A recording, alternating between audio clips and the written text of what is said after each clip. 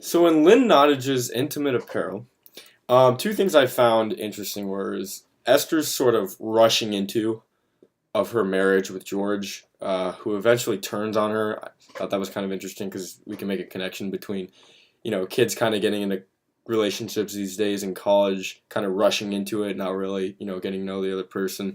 The second one was Mr. Mark's ability to resist Esther's kind of urge, even though it was evident that he had the same lust in his heart.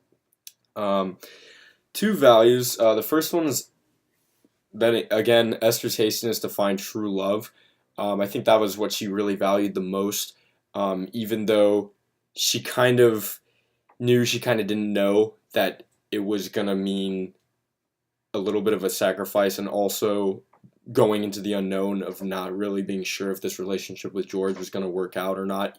Um, and the second one was George's value of riches and sort of lust, because he didn't like that Esther wasn't good looking. Esther was ugly, he says it. But he also valued the way she was able to make money, because he would ask her for money all the time. And clearly, we can see at the end of the play that he goes, or near the end of the play, that he goes and starts being with prostitutes, and eventually Esther finds out about it.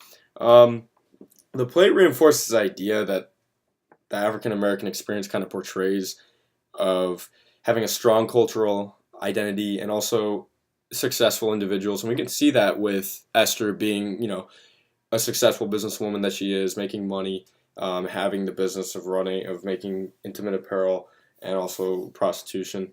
Um, I do believe that the stereotypes of African Americans are reinforced, but also resisted. Resisted because she's successful, but reinforced because she's in a very abusive marriage at the same time.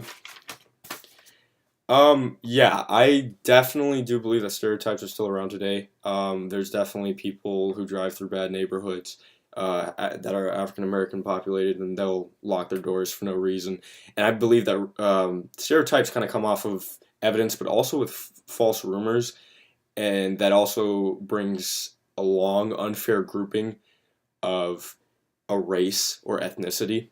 And I think a perfect example of someone who kind of got over stereotypes was Martin Luther King, and he was able to do it during the 1960s, and he was able to take the stereotype of African Americans being violent and that whole idea that, oh, they're going to rise up and go against the government, and he was able to kind of do it in a non-violent way.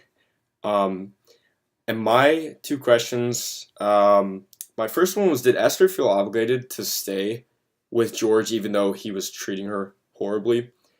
And the second one was, when Mrs. Van Buren kisses Esther, does Esther's feelings for her fall away through fear, or does she truly not feel the same way?